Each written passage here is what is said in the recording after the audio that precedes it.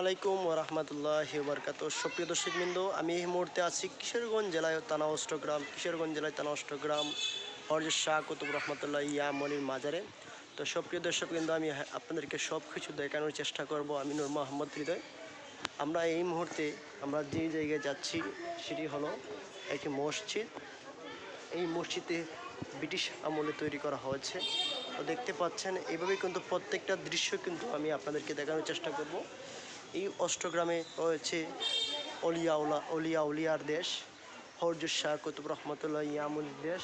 দেখতে পাচ্ছেন, এটা হলো মসজিদের পিছনের দিকে। দেখতে পাচ্ছেন, এটা হলো মসজিদের পিছনের দিক। তো সুপ্রিয় দর্শকবৃন্দ, তো প্রত্যেকটা দৃশ্য আমি আপনাদেরকে দেখানোর চেষ্টা করব, মাজার কোথায় আছে। এবং এই মসজিদে রং করলে কিন্তু রং কিন্তু বসে না এবং রং কিন্তু থাকে না, অটোমেটিক কিন্তু এই মসজিদের রংগুলো কিন্তু অটোমেটিক উঠে যায়।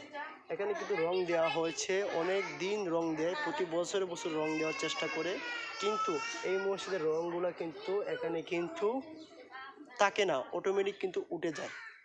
তো সুপ্রিয় দর্শকবৃন্দ, আমি মসজিদটা আপনাদেরকে দেখানোর চেষ্টা করব এবং রওজাটা দেখানোর চেষ্টা করব।